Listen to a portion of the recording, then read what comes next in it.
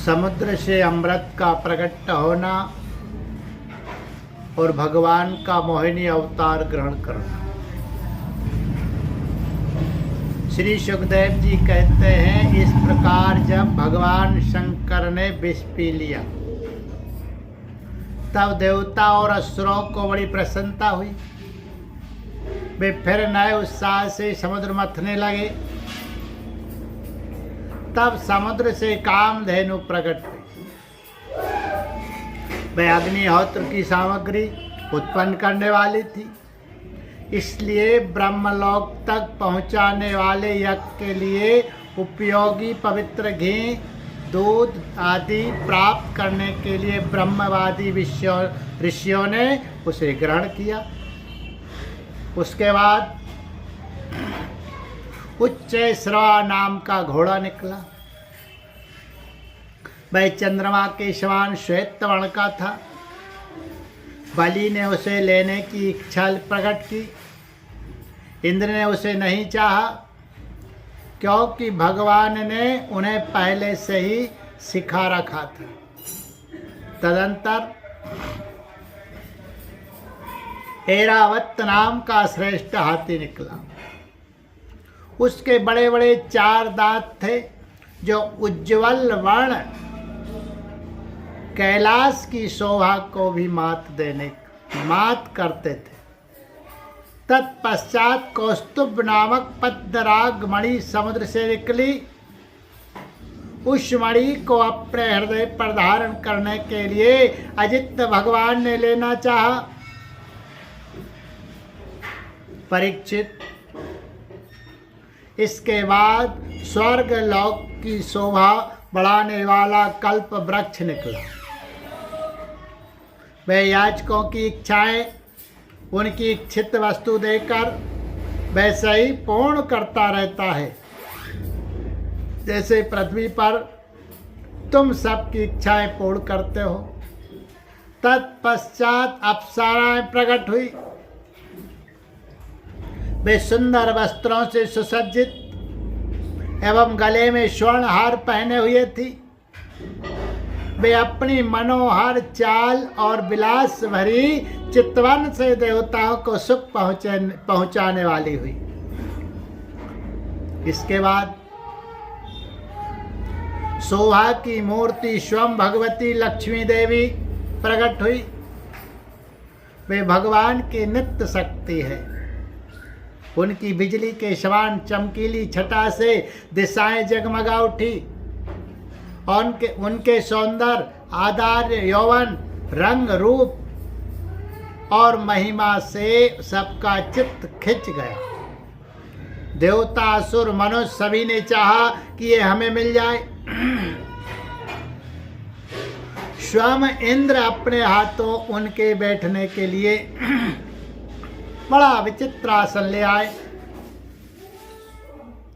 श्रेष्ठ नदियों ने मूर्तिमान होकर उनके अभिषेक के लिए सोने के घड़ों में भर भर कर पवित्र जल ला दिया। पृथ्वी ने अभिषेक के योग्य सब औषधियां दी और गौओं ने पंचगव और बसंत ऋतु ने चैत्र वैशाख में होने वाले सब फल फूल उपस्थित कर दी।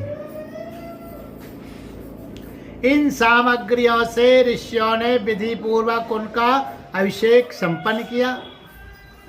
गंधर्वों ने मंगलमय संगीत की बात छेड़ दी। नर्तकियां नाच नाच कर गाने लगी। बादल सदैव होकर मृदंग, डमरू, ढोल, नगाड़े, नरसिंगे, शंख, वेणु और वीणा बड़े जोर से बजाने लगे। तब भगवती लक्ष्मी देवी हाथ में कमल लेकर सिंहासन पर विराजमान हो गई। दिग्गजों ने जल से भरे कलशों से उनको स्नान कराया। उस समय ब्राह्मण गण वैद्य मंत्रों का पाठ कर रहे थे। समुद्र ने पीले रेशमी वस्त्र उनको पहनने के लिए दिए। वरुण ने ऐसी वैजयंती माला समर्पित की मधुमय सुगंध से भौरे मतवाले हो रहे थे।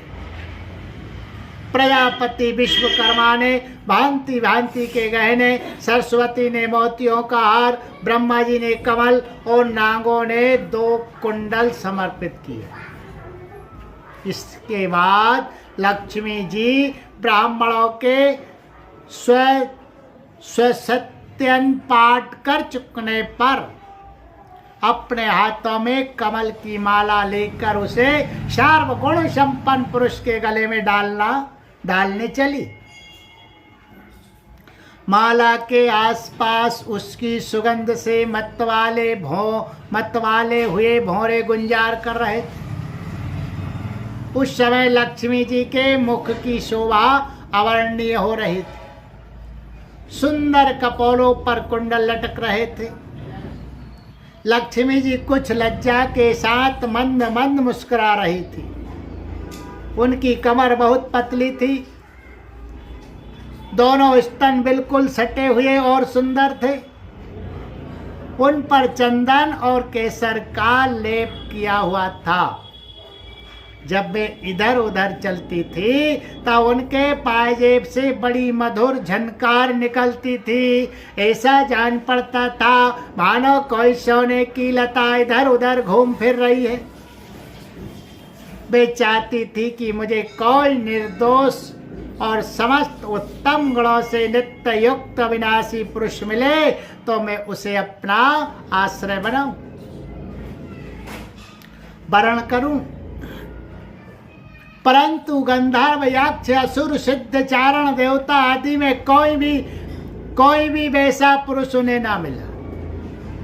वे मन ही मन सोचने लगी कि कोई तपस्वी तो है, परंतु उन्होंने क्रोध पर विजय नहीं प्राप्त की है।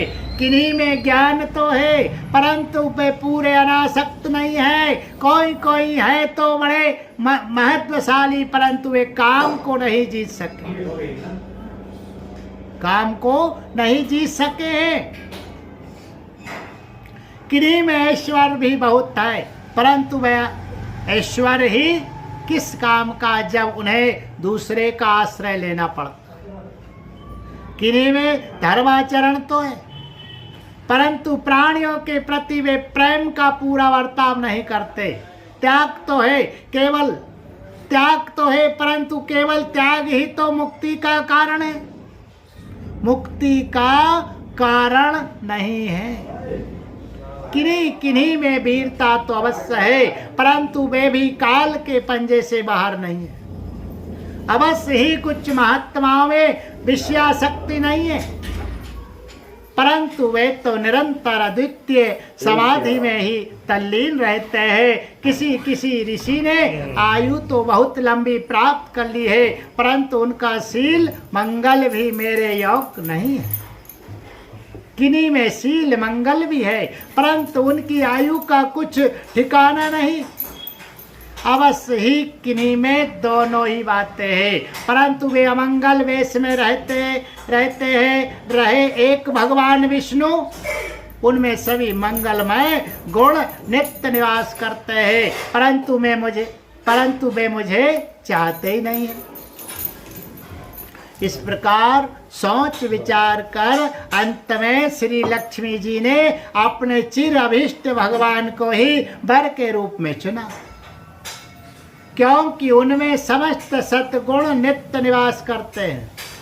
प्राकृत गुण उनका स्पर्श नहीं कर सकते और अणिमा आदि समस्त गुण उनको चाहा करते हैं, परंतु वे किसी की भी अपेक्षा नहीं रखते। वास्तव में लक्ष्मी जी के एकमात्र आश्रय भगवान ही हैं।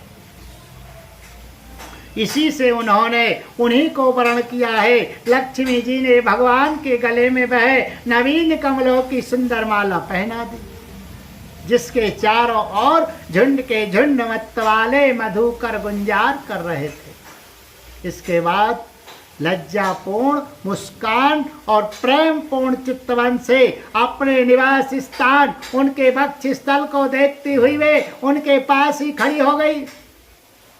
जगत पिता भगवान ने जग जननी समस्त संपत्तियों की अधिष्ठात्र देवता श्री लक्ष्मी जी को अपने वक्ष स्थल पर ही सर्वदा निवास करने का स्थान दिया है। लक्ष्मी जी ने वहां विराजमान होकर अपने करुणा भरी चितवन से तीनों लोकपति और अपनी प्यारी प्रजा की अभिवृद्धि की। उस समय शंख तुरही मृदंग आदि बाजे बजने लगे, गंधर्व अप्सराओं के साथ नाचने गाने लगे। इससे बड़ा भारी शब्द होने लगा। ब्रह्मा रुद्र अंगिरा आदि सब प्रजापति पुष्प वर्षा करते हुए भगवान के गुण स्वरूप और लीला आदि के यथार्थ वर्णन करने वाले मंत्रों से उनकी स्तुति करने लगे। देवता, प्रजापति और प्रजा सभी लक्ष्मी जी की कृपा दृष्टि से शील आदि उत्तम गुणों से संपन्न होकर बहुत सुखी हो गए। परीक्षित, इधर जब लक्ष्मी जी ने दैत्य और दानवों की अपेक्षा कर दी, तब वे लोग निर्मल, उद्योग रहित, निर्लज्ज और लोभी हो गए। इसके बाद समुद्र मंथन करने पर कमल नयनी कन्या के रूप में वारुणी देवी प्रकट हुई। भगवान की अनुमति से दैत्यों ने उसे ले लिया। तदंतर महाराज देवता और असुरों ने अमृत की इच्छा से जब और भी समुद्र मंथन किया, तब उसमें से एक अत्यंत अलौकिक पुरुष प्रकट हुआ। उसकी भुजाएं लंबी एवं मोटी थी, उसका गला शंख के समान उतार चढ़ाव वाला था और आंखों में लालिमा थी। शरीर का रंग बड़ा सुंदर सांवला सांवला था। गले में माला, अंग अंग सब प्रकार के आभूषणों से सुसज्जित, शरीरों पर पीतांबर, कानों में चमकीले मणियों के कुंडल, चौड़ी छाती, तरुण अवस्था, सिंह के समान पराक्रम, अनुपम सौंदर्य, चिकने और घुंघराले बाल लहराते हुए उस पुरुष की छवि बड़ी अनोखी थी। उसके हाथों में कंगन और अमृत से भरा हुआ कलश था। ये साक्षात विष्णु भगवान के असांश अवतार थे। वे ही आयुर्वेद के प्रवर्तक और यज्ञ बहुक्ता धन्वंतरी के नाम से प्रसिद्ध हुए हैं। जब दैत्यों की दृष्टि उन पर तथा उनके हाथों में अमृत से भरे हुए कलश पर पड़ी, तब उन्होंने शीघ्रता से बलात् उस अमृत के कलश को छीन लिया। वे तो पहले से ही इस ताक में थे कि किसी तरह समुद्र मंथन से निकली हुई सभी वस्तुएं हमें मिल जाए। जब असुर उस अमृत से भरे कलश को छीन ले गए, तब देवताओं का मन विषाद से भर गया। अब वे भगवान की शरण में आए। भरे कलश को छीन ले गए, तब देवताओं का मन विषाद में से भर गया। अब वे भगवान की शरण में आए। उनकी दीन दशा देखकर भक्त वांछा कल्पतरु भगवान ने कहा, देवताओं, तुम लोग खेद मत करो, मैं अपनी माया से उनमें आपस की फूट डालकर अभी तुम्हारा काम बना देता हूं। परीक्षित, अमृत लोलुप दैत्यों में उसके लिए आपस में झगड़ा खड़ा हो गया। सभी कहने लगे, पहले मैं पीऊंगा, पहले मैं, तुम नहीं, तुम नहीं। उनमें तो दुर्बल थे, वे उन बलवान दैत्यों का विरोध करने लगे। उन्होंने कलश छीनकर अपने हाथ में कर लिया था। वे ईर्ष्या वर्ष धर्म की दुहाई देकर उनको रोकने और बार बार कहने लगे कि भाई, देवताओं ने भी हमारे बराबर ही परिश्रम किया है, उनको भी यज्ञ भाग के समान इसका भाग मिलना ही चाहिए, यही सनातन धर्म है। इस प्रकार इधर दैत्यों में तू मैं हो रही थी और उधर सभी उपाय जानने वालों के स्वामी चतुर्शिरोमणि भगवान ने अत्यंत अद्भुत और अवर्णीय स्त्री का रूप धारण किया है। शरीर का रंग नील कमल के समान श्याम एवं देखने ही योग्य था। अंग प्रत्यंग बड़े ही आकर्षक थे। दोनों कान बराबर और कर्ण फूल से सुशोभित थे। सुंदर कपोल, ऊंची नासिका और रमणीय मुख, नई जवानी के कारण स्तन उभरे हुए थे और उन्हीं के भार से कमर पतली हो गई थी। मुख से निकलती हुई सुगंध के प्रेम से गुनगुनाते हुए भौरे उस पर टूट पड़ते थे, जिससे नेत्रों में कुछ घबराहट का भाव आ जाता था। अपने लंबे केश पासों में उन्होंने खिले हुए बेले के पुष्पों की माला गुथ रखी थी। सुंदर गले में कंठ के आभूषण और सुंदर भुजाओं में बाजूबंद सुशोभित थे। उनके चरणों के नुपुर मधुर ध्वनि से रुन झुन कर रहे थे और स्वच्छ साड़ी से ढके नितंब दीप पार सुशोभायमान करधनी अपनी अनूठी छटा छिटका रही थी। अपनी सलज्ज मुस्कान, नाचती हुई तिरछी भौएं और विलास भरी चितवन से मोहिनी रूपधारी भगवान दैत्य सेनापतियों के चित्त में बार बार कामोद्दीपन करने लगे। बोलिए गोविंद गोपाल कृष्ण भगवान की जय। पुराण पुरुष पुरुषोत्तम भगवान की जय। सत्य सनातन वैदिक धर्म की जय।